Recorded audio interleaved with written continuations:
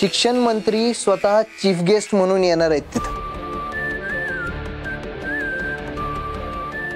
आता राज्याचा कारभार सांभाळणारे शिक्षण मंत्री तिथं असणार आणि गोरगरीब विद्यार्थ्यांना शिकवणारे शिक्षण महर्षीच जर तिथं नसणार तर हे काही योग्य दिसत नाही। शिक्षण मंत्र्यांची स्वतः मनापासून इच्छा आहे की तुम्ही त्या कार्यक्रमाला यावं। काय आफ्टर ऑल त्यांचे आणि तुमचे खूप जवळचे आणि जुने संबंध आहेत। मी त्यांना म्हटलं की अहो शिक्षण महर्षी भाऊराव त्यांची शाळा सांभाळण्यात व्यस्त असतात, पण ते म्हणाले नाही, भाऊ काय माझा शब्द पाडणार नाही। हवं तर मी सेक्रेटरीला पाठवतो आमंत्रण द्यायला,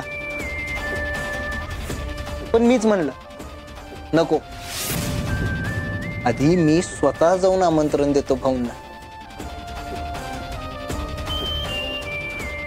आणि म्हणूनच मी इथं आलोय।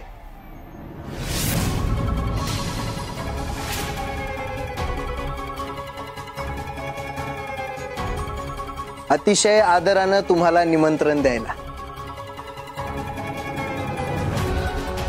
ठरलेल्या ठिकाणी आणि ठरलेल्या वेळेत तुम्ही याल एवढीच अपेक्षा। धैर्य मुजुमदार तुमची वाट बघेल।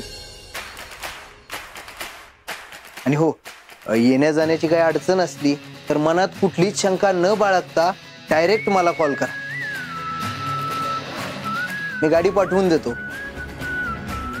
आणि अजून काही असेल तर तुम्ही सांगू शकता, सगळं पुरवलं जाईल। फक्त कार्यक्रम चुकवू नका, शिक्षण मंत्र्यांना वाईट वाटेल। येतो।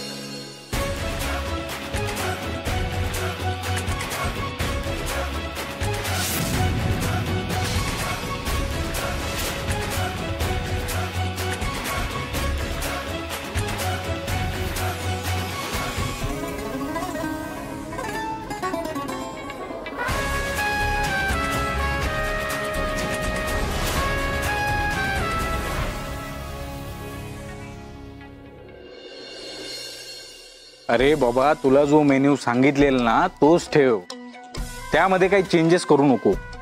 हो हा, चल चल चल चल, बाय, ठेव।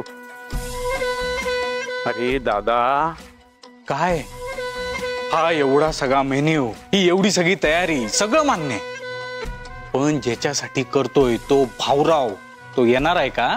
सगळ्यांची डोकी फिरली आहेत, हातात दोघाच पैसा आहे म्हणून उधळत चाललेत सगळे।